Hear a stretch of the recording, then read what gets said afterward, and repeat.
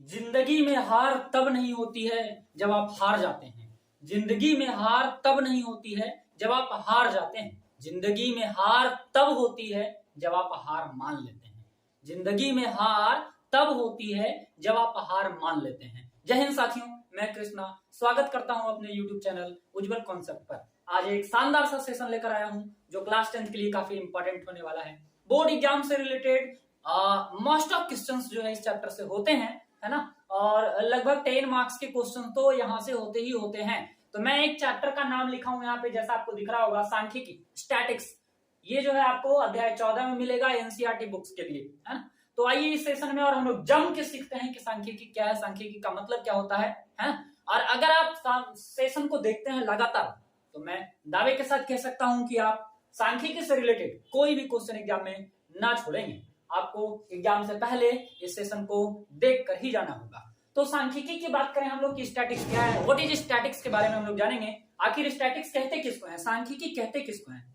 हाँ, मैं आपको बताना चाहूं कि सांख्यिकी का विस्तार, सांख्यिकी का निर्माण, सांख्यिकी की खोज भारत से ही हुई है। इंडिया ही सांख्यिकी को जो है स्टैटिक्स को आगे की ओर लाया। हाँ, तो ये सांख्यिकी का मतलब क्या है, ये गणित की एक ऐसी शाखा है जिसके अंतर्गत हम लोग, सांख्यिकी जो है गणित की एक ऐसी शाखा है जिसके अंतर्गत हम लोग आंकड़ों का प्रबंधन पढ़ते हैं, आंकड़ों का संग्रहण पढ़ते हैं, आंकड़ों का वर्गीकरण पढ़ते हैं, आंकड़ों का आकलन के बारे में अधिक से अधिक जानकारी प्राप्त करते हैं। वो हमारा कहलाता है सांख्यिकी। हाँ, मैं फिर से दोहरा रहा हूं कि सांख्यिकी गणित की एक ऐसी शाखा है जिसके अंतर्गत हम लोग आंकड़ों का संग्रहण, आंकड़ों का प्रबंधन, आंकड़ों का वर्गीकरण, आंकड़ों का आकलन के बारे में अध्ययन करते हैं। सांख्यिकी कहलाता है। हाँ, यहाँ पे मैंने बार बार एक बात बोल रहा हूँ, आंकड़ा। आंकड़ा क्या होता है? आंकड़ा कहने का मतलब होता है कि किसी एक पार्टिकुलर चीज पे, है ना, कोई एक पार्टिकुलर वस्तु है और उस वस्तु के बारे में अलग अलग अनुमान लगाना, और वो अनुमान लगाया हुआ नंबर को अगर एक जगह पे लिख दिया जाए,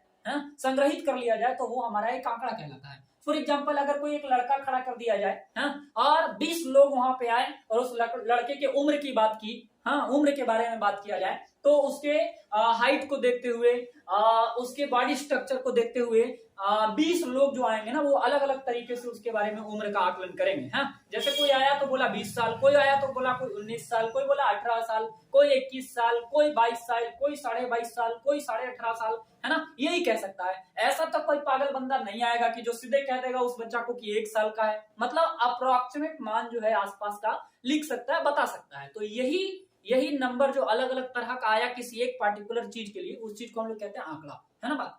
ये आंकड़ा हो गया। और आंकड़ों का संग्रहण मतलब हो गया, आप समझ रहे हैं, बहुत सारी चीजों का। अब इस आंकड़ों का संग्रहण का वर्गीकरण होगा, कई तरह के होंगे, है ना बात। तो खैर, ये सब हमें पिछले ही अध्याय में, पिछले ही क्लास में पढ़ने थे। यहाँ पे मैं आपको सांख्यिकी का डेफिनेशन तो बता दिया, और मैं सांख्यिकी में 3 चीजों पर बात करने वाला हूँ। यहाँ पे जो आपके लिए इंपॉर्टेंस होने वाला है वो 3 चीज है ना। और उसमें आता है हमारा माध्य, माध्यक और बहुलक। हाँ, तो ये सेशन जो आपका जबरदस्त तरीके का होने वाला है वो किसका होने वाला है? माध्य का होने वाला है, जिसको हम लोग अंग्रेजी में मीन कहते हैं। हाँ, इस माध्य के बारे में हम आपको बताने वाले हैं और इससे रिलेटेड क्वेश्चन करवाने वाले हैं। ऑब्जेक्टिव से लेकर के सब्जेक्टिव तक के क्वेश्चन कराने वाले हैं, और इससे रिलेटेड जो 14.1 का हमारा क्वेश्चन होगा वो भी सॉल्व करेंगे विद एग्जाम्पल। हाँ, तो आइए माध्य को समझते हैं। माध्य कहते किसको है? माध्य का मतलब क्या होता है? माध्य का मतलब होता है कि माना कि कोई आंकड़ा है और उस आंकड़े की संख्याएं हैं।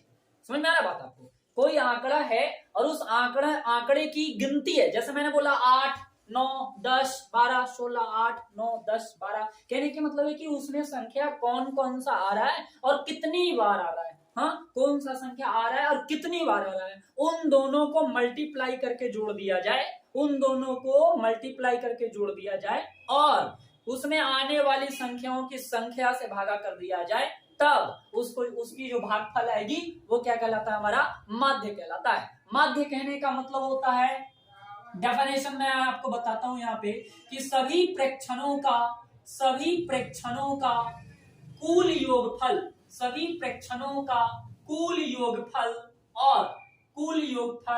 और सभी प्रेक्षणों की कुल संख्या, सभी प्रेक्षणों की कुल संख्या के अनुपात को कुल संख्या के अनुपात को, एक प्रॉपर नोट्स बनाते चले आप लोग, है ना, संख्या के अनुपात को माध्य कहा जाता है। यही माध्य है बाबू, माध्य कहा जाता है, माध्य कहा जाता है। यानी कि माध्य का जो फार्मूला बनने वाला है वो बनने वाला है कि सभी प्रेक्षणों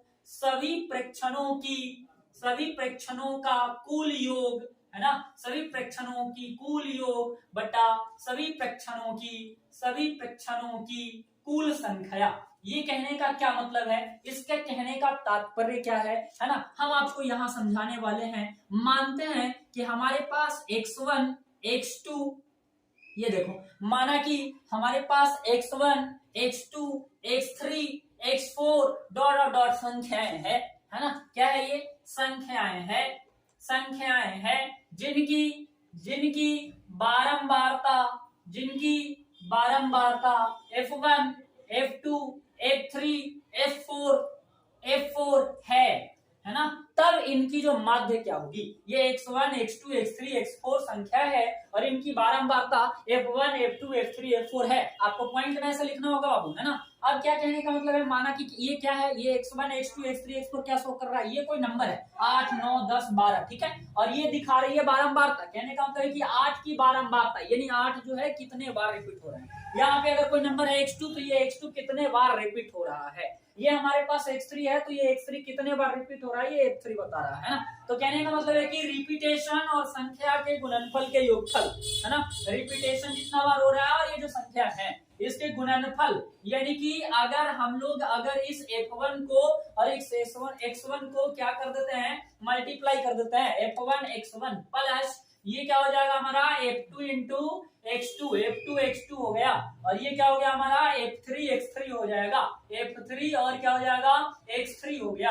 ऐसे करके जो है ये जुड़ते चलेंगे। कहां तक जुड़ते चलेंगे भाई, कहां तक जुड़ते चलेंगे, fn और xn तक ये जो है चलता रहेगा नंबर। समझ में आ रही बात। अब क्या है कि नीचे हमको इसके रेशियो में क्या लाना होगा, ये जो हमारा नंबर्स है x1 x2 x3 x4 x5 x6 x7 x8 जितने भी हैं इनके नीचे की संख्याएं, टोटल उन संख्याओं की संख्या को, है ना, क्या करेंगे हम लोग लिखेंगे यहाँ पे कि कितनी संख्याएं इसकी होने वाली है, गिनती को लिखने वाले हैं यहाँ पे। तो मैंने यहाँ पे लिखा x to the power n, है ना, x to the power n कहने का मतलब है कि what is the number of this आंकड़ा, है ना, इस आंकड़े में कितना नंबर, संख्या कितना है संख्याओं का। जैसे कहने का मतलब ये x1 x2 x3 x4 कितनी बार लिखी हुई 8 9 10 12 16 25 30 जितनी भी संख्या है टोटल को हम लोग जोड़ के उसकी संख्या को नीचे लिख देंगे, तो वो हमारा कहलाने वाला है, हमारा हो गया जाके, इसको हम लोग माध्य कहते हैं। माध्य को बेसिकली हम लोग x वार से सूचित भी कर सकते हैं। ये देखो x वार,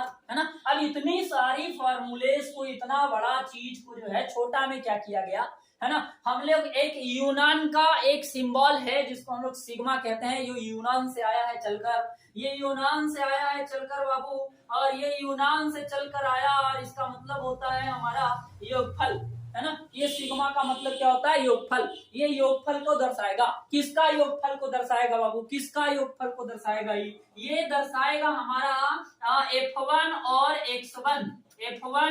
x1 के गुणनफल के योगफल को दर्शाने वाला है ही। और नीचे हमारे पास क्या आने वाला है, नीचे हमारे पास आने वाला है सिग्मा, नीचे हमारे पास आने वाला है वो है सिग्मा एफ, सिग्मा कौन आने वाला है, एफ आने वाला है। सिग्मा f1 x1 बटा में क्या आने वाला है, सिग्मा एफ आने वाला है। सिग्मा एफ कहने का मतलब क्या है, सिग्मा एफ कहने का मतलब क्या है कि सारे संख्याओं का जो है ये जी नीचे आने वाला है, सभी प्रेक्षणों का जो योग बटा सभी प्रेक्षणों की जो कुल संख्या हम लोग लिखे हैं, है ना, ये नीचे आने वाला है। मतलब जितने भी संख्याएं होंगे सारे संख्याओं के योगफल को, सारे संख्याएं के योगफल को हम लोग ऐसे भी लिख सकते हैं इसको x1 x2 x3 x4, है ना, ये चलता रहेगा x to the power n को।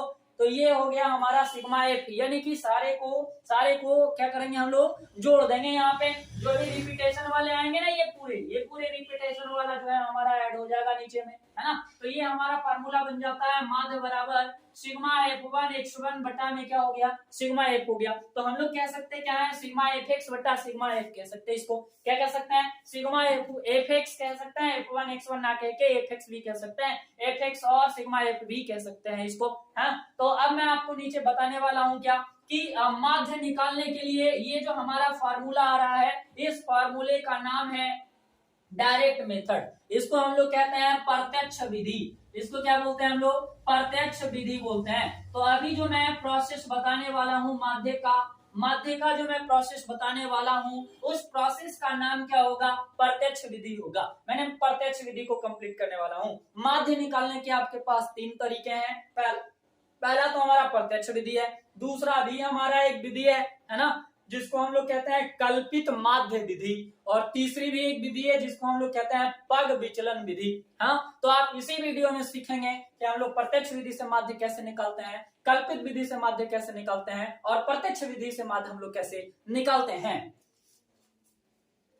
हम आपको जो है कि पेज नंबर 286 का एक सवाल बताने वाले हैं। उदाहरण नंबर 1 क्या कहता है कि किसी स्कूल की कक्षा 10 के 30 विद्यार्थियों द्वारा, है ना, किसी स्कूल की कक्षा 10 के 30 विद्यार्थियों द्वारा गणित के एक पेपर में 100 में से प्राप्त किए गए अंक नीचे एक सारणी में दिए गए हैं। नीचे एक सारणी दिया हुआ है बाबू, प्राप्तांक दिया हुआ है, प्राप्तांक दिया हुआ है, और प्राप्तांक में लिखा हुआ है 10, 20, 36, 40, 50। हाँ, इसका मतलब है कि ये जो है प्राप्तांक है, कोई बच्चा इतना मार्क्स लाया है। नीचे लिखा हुआ है विद्यार्थियों की संख्या 1, 1, 3, 4, 3, है ना। इसका मतलब होता है कि एक विद्यार्थी कितना मार्क्स लाया है। एक विद्यार्थी ऐसा है जो 10 नंबर लाया है, एक विद्यार्थी ऐसा है जो 20 नंबर लाया है। तो विद्यार्थियों की संख्या, किसी की भी संख्या जो होगा वो फ्रीक्वेंसी कहलाएगा, बारंबारता कहलाएगा, और प्राप्तांक जो भी नंबर होंगे वो हमारा जो है वैल्यू कहलाएगा, वो चर मान होगा, हमारा वेरिएबल होगा वो, यानी उसको हम लोग x कहेंगे, है ना बात। तो ये जो सवाल है वो सिंपल तरीके का दिया हुआ है। इसको आपको सबसे पहले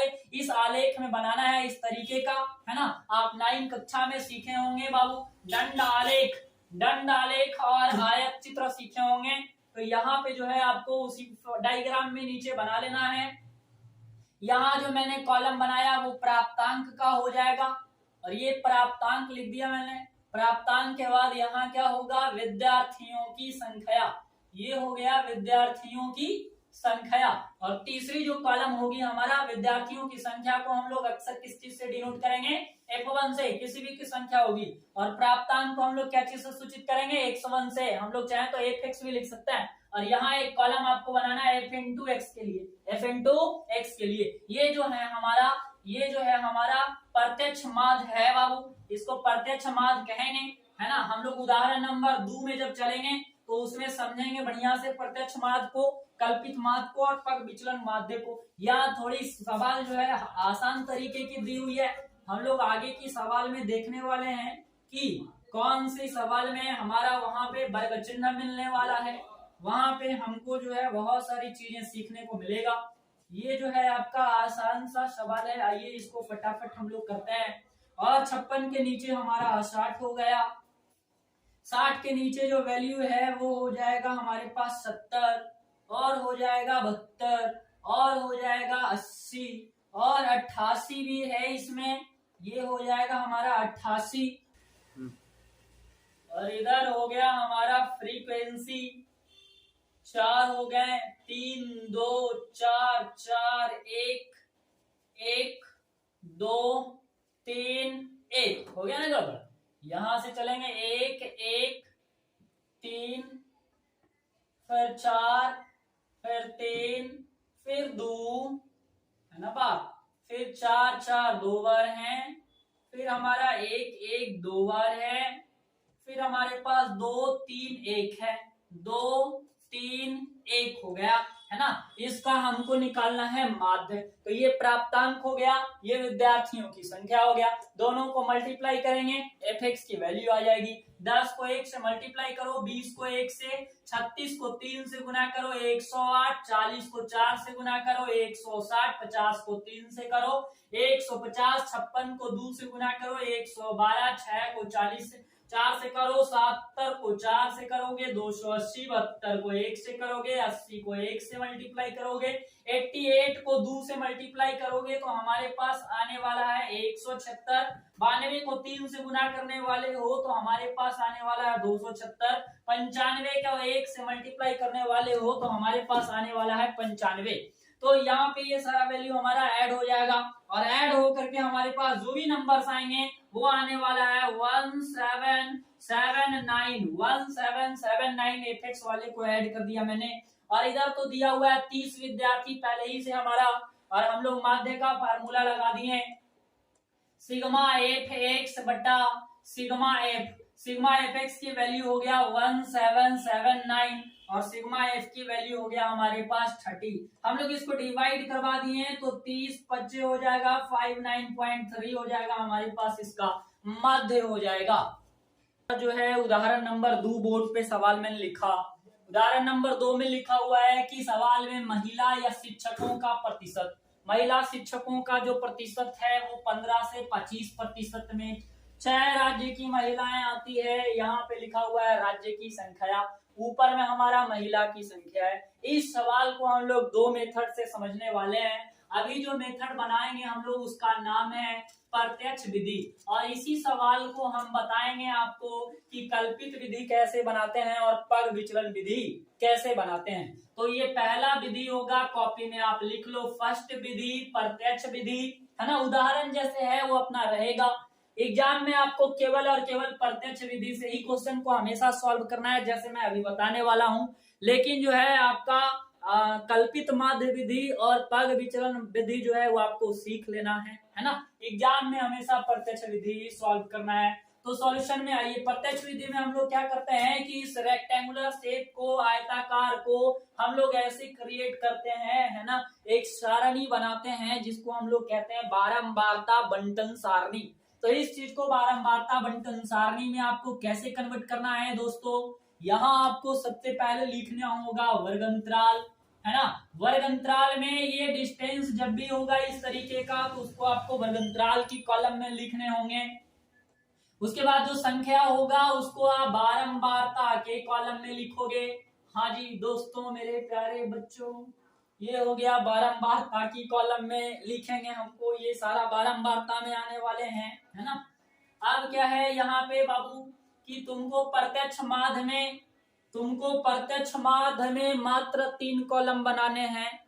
एक तो हमारा वर्गंतराल का हो गया, दूसरा तो हमारा बारंबारता होगा, और तीसरा हमें निकालना होगा चर मान निकालना होगा। बाबू मैंने गलती से 3 कॉलम बोला, आपको बनाने 4 कॉलम है। तो ये हो गया हमारा चर मान, यहाँ निकालने x के वैल्यू। मैंने पहले बताया था प्राप्तांक वाले में चर मान तो होता था। तो प्राप्तांक, अभी मैंने प्राप्तांक के बारे में आपको बताया। तो प्राप्तांक का मतलब होता है कि आपने कितना पाया, वर्ग अंतराल का मतलब होता है कि आपने जो पाया उसकी वैल्यू इन दोनों के बीच में है। What is the difference between वर्ग अंतराल और चर मान, है ना। चर मान का मतलब होता है कि एग्जैक्ट वैल्यू की आपने ये लाया, चलो ठीक है।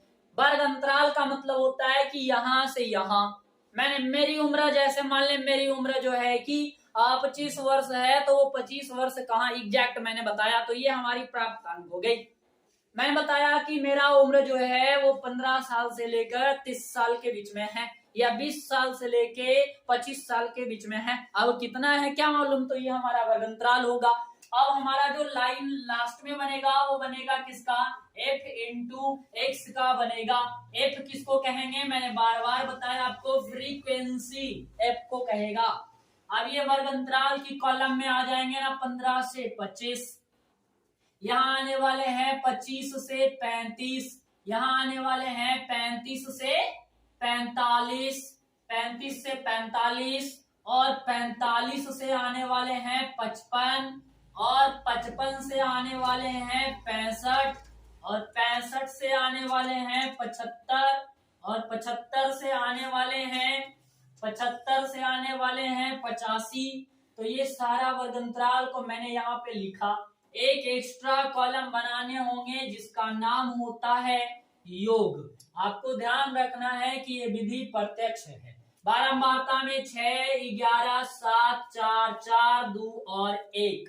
बारंबारता वाले को आपको फटाफट जोड़ना है। 11, 6, 17 और 7, 24, 4, 28, 4, 32 और 2, 34 और 1, 35। 2 और 1, 3, 4, 7, 4, 11, 11, 22 और 7, 29 और 6, 35। टोटल कितना हो गया हमारे पास? 35 हो गए। चार मान निकालने वाले हैं हम लोग, तो चार मान हमेशा कैसे निकलता है ये समझ लो बात। बारंबारता के ऊपरी सीमा और निचली सीमा दोनों को जोड़ के 2 से भागा करो तो बारंबारता निकल जाएगा। 25, 5, 30 और 10, 40 हो जाएंगे और आधा किया मैंने तो 20 आ गए। 35 और 25 को जोड़ा मैंने 25, 25, 50 और 10 और जोड़ा 60 के आधा कर दिए 30। अब आपको ज्यादा जोड़ना नहीं है। 20 से 30 हो गया तो 30 से 40 होंगे, 40 से 50 होंगे, 60 होंगे, 70 होंगे, 80 होंगे। एक बार यहाँ चेक कर लेंगे हम लोग। 75, 75, 150 होंगे।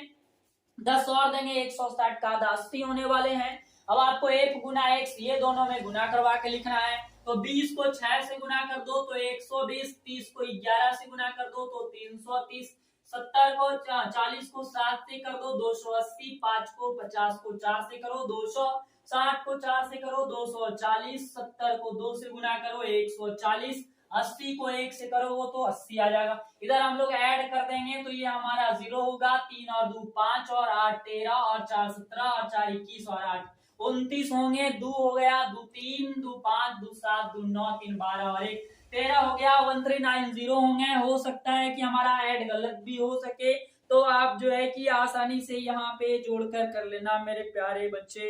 अब क्या है आगे आपको मैंने यहाँ पे बताया माध्य का फार्मूला। आपको प्रत्यक्ष माध्य का जो फार्मूला आपको लगाना है ना, वो है सिग्मा एफ एक्स इन बटा सिग्मा एफ। तो सिग्मा एफ एक्स की वैल्यू 1390 है और सिग्मा एफ का वैल्यू हमारा कितना है 35 है। तो 35 से यहाँ पे हमें करने हैं डिवाइड। तो ये हमारा माध्य का आंसर हो गया 39.71 है ना। तो ये हमारे आंसर हो गए एग्जैक्टली। तो प्रत्यक्ष विधि से आपने समझा, उम्मीद करते हैं कि आपने सब कुछ समझा। अब मैं प्रत्यक्ष विधि के बाद इसी सवाल को बताने वाला हूँ कल्पित माध्य से। आइए सीखते हैं कि कल्पित माध्य में इसी सवाल को कैसे बनाएं और यही आंसर सेम कैसे लाएं। इसी सवाल को मैं आपको जो है कल्पित विधि से बताने वाला हूं। तो हमारा दूसरा मेथड होगा, आप कॉपी में लिखो दूसरा मेथड माध्य निकालने का, कल्पित विधि माध्य। एग्जाम में बाबू एक के विधि सॉल्व करना है आपको, जो पहले मैंने बताया। इसी सवाल को देखो आंसर भी सेम आने वाले हैं और सेम हम लोग प्रोसेस थोड़ी चेंज करने वाले हैं। तो कल्पित माध्य विधि में आपको टोटल कितने कॉलम बनाने हैं? 1 2 3 4 5, 5 कॉलम आपको बनाने हैं। एक कॉलम तो हमारा पहले से ही है, वर्गंतराल, बारंबारता और एक्स, ये तो पहले ही कहा है मेरा। ये एक नया कॉलम बनाना है d is equal to X minus A, और हमारा एक नया कॉलम बनाना है f इंटू डी। तो सबसे बड़ी बात है कि हमको d बराबर एक्स माइनस ए बनाना है। तो आपको याद रखना है कि कल्पित माध्य का जो फार्मूला होता है वो होता है a plus sigma f1 d1 बटा सिग्मा f1, ये फार्मूला होता है। f1 d1 कहने का मतलब है कि ये fd है ना, समझना बात। चलो इसको मैं f1 d1 ही लिख देता हूं, कोई दिक्कत है नहीं बात। ये हमारा f1 होगा, बारंबारता फ्रीक्वेंसी होगा। तो हमारे पास कल्पित माध्य का जो फार्मूला है वो है a plus sigma f1 d1 बटा सिग्मा f1 हो गया। तो इस a का मान आप कहां से लाओगे, इस a का वैल्यू आप कहां से लाओगे? तो आपको ध्यान रखना है, आपको सबसे पहले इस a में, इस x1 की कॉलम में जो आपने चर मान निकाला है, जो आपने चार मान निकाला है, अंतराल को जोड़ के जो आधा किया है, इस चार मान में से किसी एक को आपको मानना है a, है ना। ये चूजेबल है, आप जैसे मान लो, आप चाहो तो a 20 मान सकते हो, आप चाहे तो a 30 मान सकते हो, आप चाहो तो a 40 मान सकते हो, आप चाहे तो a 60 मान सकते हो। बड़ा ही लाजवाब तरह का ये जो है कि हमारा विधि है कि आप a का वैल्यू कुछ भी मानो, आंसर हमारा सारा का सारा 1 आने वाला है। तो आप मान लो यहाँ पे नीचे फट से लिख लो कि मैंने माना क्या माना भाई, a बराबर मैंने माना 40, a का मान क्या माना मैंने 40, तो a हमारा 40 हो गया। अब आपको क्या करना है, यहाँ देखो d कैसे निकालना है, x1 minus a, x1 minus a। तो बताओ हमारे पास जो x1 है वो कितना है 20 है ना जी, और a कितना है हमारा 40 है। तो 20 में से 40 को अगर माइनस करेंगे तो क्या आएगा हमारे पास, -20 आएगा। अब ये 30 है और ये 40 है तो कितना आएगा, -10 आएगा। और ये 40 में 40 घट जाएगा तो 0, 50 में से 40 जाएगा 10, 60 में से 40 जाएगा 20, 70 में से 40 जाएगा 30, 80 में से 40 जाएगा 40। बेहद ही शानदार बात है, आप समझ रहे हैं ना क्या करना है चीजें। एक ही वैल्यू आपको कहीं से मान लेना है इसमें से और आपको घटाते हुए सारा लिख लेना है। आप a का मान 80 भी मान सकते हो, बाबू स्वतंत्र हो आप। F1 D1 कैसे निकालोगे, ये वाला F हमारा और ये D है, ये दोनों अक्सर मल्टीप्लाई करके यहाँ लिखेंगे। 6 दूनी 12 माइनस में आने वाला है 11 10, 11 दहा का दहोतल से होता है। 7 में 0 मल्टीप्लाई कर दो तो 0 हो जाएगा। 10 चौका 40 और यहाँ 20 चौका 80, यहाँ 30 दूनी हमारा हो जाएगा 30 एकम 40, है ना बात। अब आपको क्या करना है, इस सारे को ऐड करना है ना, और नीचे F1 वाला को ऐड करना है इस वाले को। तो इसको तो मैंने अभी किया था ना 35, 2 और 1 3 7 4 11 और 11 22 और 7 29 और 6 35। इधर देखो कैसे जोड़ोगे आप, माइनस वाला तो माइनस के साथ जुटेंगे, प्लस वाला प्लस के साथ जुटेंगे, तो -110 और माइनस में 120 कितने होंगे, -120 माइनस 110 हो जाएगा हमारे पास माइनस में 230 आ गया ना वैल्यू। अब क्या है हमारा कि ये सारे जोड़ेंगे 40 80 ये जोड़ेंगे तो 40 और 80 तो हो जाता है 100 और 100 80 हो जाएगा कितना 180 और 40 और जोड़ेंगे तो 200 कितना आ जाएगा 20। तो 220 तो पॉजिटिव हो गया ना, तो घट के हमारे पास जो वैल्यू आएगा वो माइनस में 20 आने वाले हैं। माइनस में 20 हमारा इसका नेगेटिव आंसर होगा। F1 D1 को ऐड कर दिए तो हमारे पास -20 आंसर होने वाला है। वैल्यू रखो फटाफट, a का मान हो गया हमारे पास 40, मैंने रख दिया यहाँ 40। उसके बाद प्लस यहाँ सिग्मा F1 D1 की वैल्यू जो है हमारे पास वो -20 है और सिग्मा F1 की वैल्यू जो हमारे पास होने वाला है वो 35 है। आप क्या करोगे, इसको एलसीएम लेने का प्रयास कभी मत करना, इसको सबसे पहले तो आपको भागा कर देना होगा। तो 35 को 200 से भागा कर दो 20 से, पॉइंट लगाओगे 0 आएगा। अभी तो हमें लगाने वाले हैं, पॉइंट लगा दिया 0 आ गया। अब हमें 35 है तो 35 दूनी 70 होगा, 35 चौका 140 हो जाएगा, 140 में 30 और जोड़ दो तो 175 हो जाएंगे। यानी हमारे पास लगने वाले हैं 35 बच्चे लगने वाले हैं। 5 बच्चे 25, 5 के 15 और 2 17 आ गया, 10 में से 5 गया 5, यहाँ बच गया हमारे पास 9, 9 में से 7 गया 2 और ये हमारा होने वाला है कैंसिल। तो यहाँ पे हमारे पास वैल्यू आ गया कितना 25 आ गए। यहाँ पे एक अंक और अगर लगाना चाहोगे तो लगा सकते हो आप, 35 को लगा सकते हो 5 बार में फिर से, तो 5 बार में लगाओगे तो हमारे पास तो 175 ही आने वाले हैं। 6 बार में लगाओगे तो 6 25 30, 6 3 18 और 2 कितने होने वाले हैं 21 210 होने वाले हैं। 210 जोड़ लगा दो, यानी यहाँ पे हम लोग अगर 8 से लगाने की कोशिश करें तो क्या होगा, 8 से 8 25 40, 8 24 4 28 ज्यादा हो जाएगा। 6 से लगाने वाले, 5 से 7 से लगाने वाले, 7 25 35 के 5 हाथ मेरा 3 7 21 और 3 कितना हो गया 24 करेक्ट हमारे पास मिला 0.57। यहाँ पे मैंने लिखा फटाफट, क्या लिखा यहाँ पे लिखा मैंने 0.5 और क्या हो गए 7। तो 40 में से आपको माइनस करना है, तो 40 में से आपको माइनस करना है कितना 0.5 और 7। तो यहाँ बचा हमारे पास 10 में से 7 गया 3, यहाँ बचा हमारे पास 9, 9 में से 5 गया कितना हो गया 4, यहाँ बचा 9 और यहाँ हो गया हमारे पास 39.43, है ना। तो यहाँ पे एग्जैक्टली हमारे पास जो नंबर आने वाले हैं 39.43। तो आपने देखा होगा कि इसके पहले भी जो सवाल मैंने करा था, है ना, उसका भी आंसर शायद 39 पॉइंट कुछ आया था, है ना, या दशमलव के बाद कोई नंबर मिसिंग हो सकते हैं, लेकिन एग्जैक्टली आंसर यही होने वाला है। सारे विधि से आंसर एक ही आने वाले हैं। तो ये हमारा आंसर हो गया जाकर किसका, ये जो है कल्पित विधि से हम लोग आंसर फाइंड आउट कर लिया। अब मैं आपको इसका पग विचलन विधि बताता हूँ। देखिए जो तीसरा मेथड है बाबू वो है पग विचलन विधि। और पग विचलन विधि में आप समझ लो कि क्या करना है बाबू, मैंने आपके अंडरस्टैंडिंग पावर को मजबूत करने के लिए ये 3 विधि बताया है। एग्जाम के लिए आपका प्रत्यक्ष विधि जो मैंने बताया है वही इंपॉर्टेंस है, उसी से सवाल आपको बनाने हैं और उसी से मैंने बताया भी है आपको। ये तो एक्स्ट्रा बता रहा है मैं, है ना, आपको समझना है पग विचलन विधि। पग विचलन विधि से माध्य का फार्मूला होता है a plus sigma f1 u1 बटा सिग्मा f1 होता है। यहाँ एक हमारा u1 एक्स्ट्रा आ रहा है, u1 निकालने की फार्मूला याद कर लो आप, x माइनस ए और बटा में कितना होने वाला है 10। तो यहाँ भी a आपका फ्रीडम है, इसमें से किसी को भी आप a मान सकते हो। तो a मान लिया मैंने, माना कि a इज इक्वल टू 40। आप चाहोगे सर अभी तो आपने 40 माना था, चल भाई अब हम लोग 50 मान लेते हैं, जो मान लो ना आप, किसी भी स्वतंत्र हैं आप मानने को।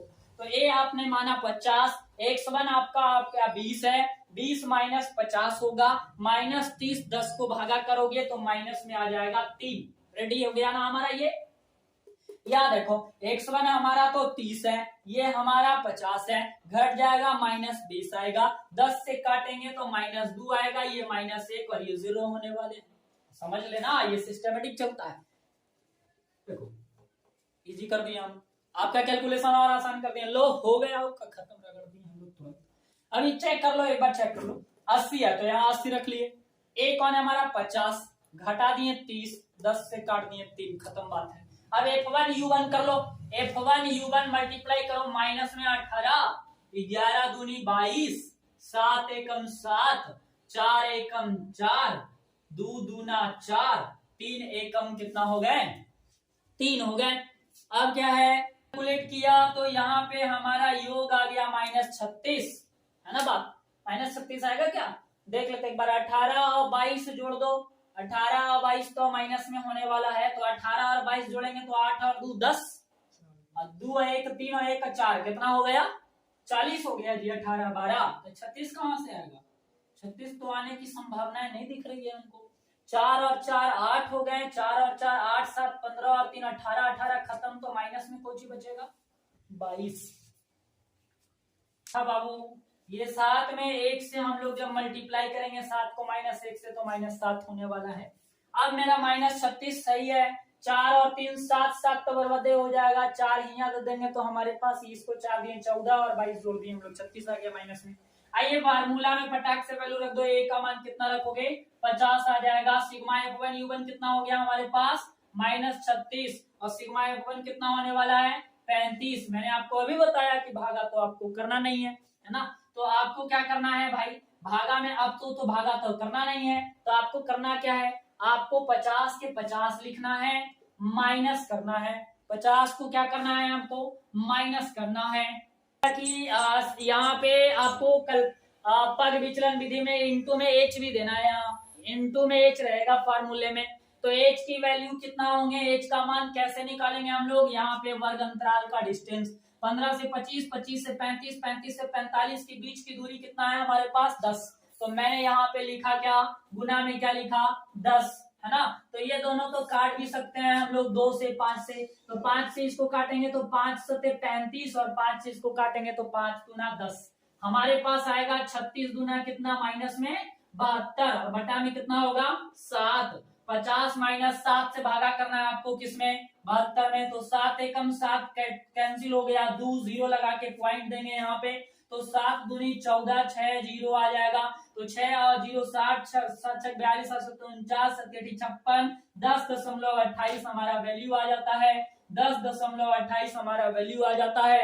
अब आपको क्या करना है, 50 0 0 10 28 घटाना है, 10 में से 8 जाएंगे कितना बचेंगे, 10 में से 8 जाएंगे 2 बचेंगे, 9 में से 7 2 जाएगा 7 बचेगा, यहाँ 9 बचने वाला है, और यहाँ 4 में से 1 जाएगा तो 3 बचने वाला है, यानी 39 दशमलव यहाँ पे आने वाला है। तो आपने देखा होगा कि 39.71 72 39.43, यानी पॉइंट के बाद मिस्टेक हो सकते हैं, है ना, वो भी आ जाएंगे अगर आप बढ़िया से करेंगे कैलकुलेशन, तो ये 39.72 हमारा आंसर होता है पग विचलन विधि से। तो इस प्रकार हमने माध्य निकालने के 3 विधि बताए हैं। आइए हम एग्जाम्पल नंबर 3 को देखते हैं और प्रत्यक्ष माध्य से देखेंगे, है ना। मैंने पग विचलन विधि और कल्पित माध्य विधि जो बताया उसको आप रिवीजन कर लेंगे, और कोई सवाल को आपको उसके बना करके और देख लेने हैं, लेकिन आपको बनाने सिर्फ एक विधि से है, और वो है कौन, प्रत्यक्ष माध्य है। तो आइए हम उदाहरण 3 को देखते हैं। उदाहरण नंबर 3 करा रहा हूं, तो उदाहरण नंबर 3 के लिए सबसे पहले तो आपको कॉलम बनाने होंगे, किसका, वर्ग अंतराल के कॉलम बनाने होंगे। तो ये वर्ग अंतराल का हो गया, ये बारंबारता का हो गया, और ये हमारा चर मान का हो गया, और ये हमारा f इंटू x का। एग्जाम में आपको यही करने हैं, यही करना है बाबू, 4 कॉलम बनाना है माध्य निकालने के लिए। माध्य निकालने के आपको कितने कॉलम बनाने हैं, 4 कॉलम बनाने हैं आपको।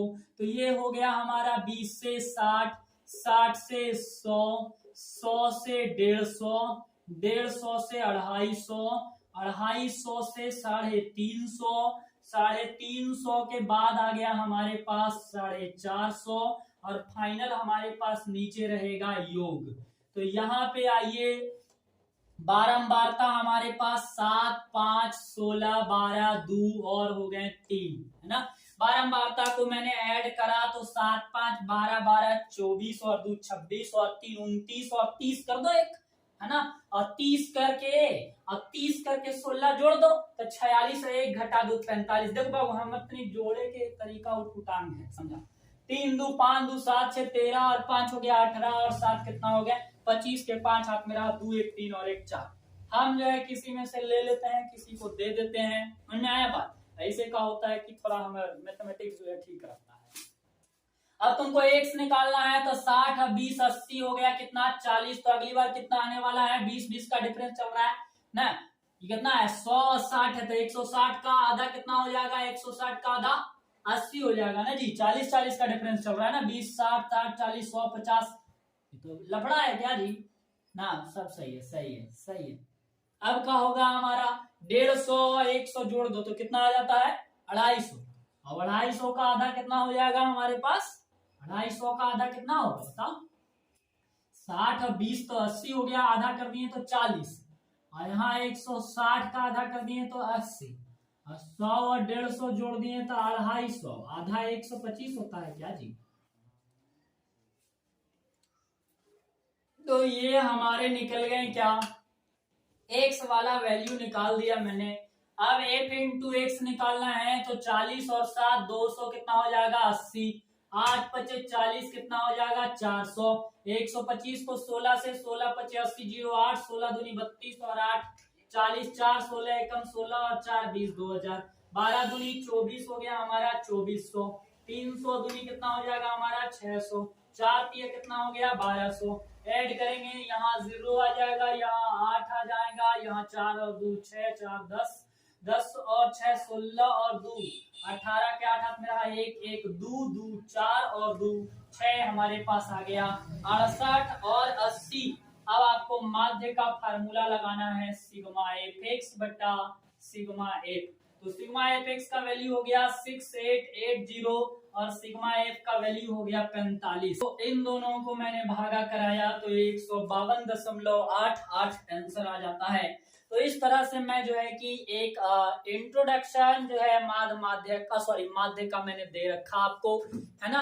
अब आपको जो है नेक्स्ट वीडियो में आपसे मिलेंगे हम लेसन 14.1 के साथ शानदार तरीके से, वहां भी मैं आपको कराऊंगा, है ना। तब तक के लिए आप हमारे इस चैनल को, अगर इस चैनल पे आप नए हैं तो सब्सक्राइब कीजिए और शेयर कीजिए, दोस्तों के बीच जो है इसको पहुंचाइए ताकि अधिक से अधिक छात्र को माध्य से रिलेटेड चीजें कंप्लीट हो सके।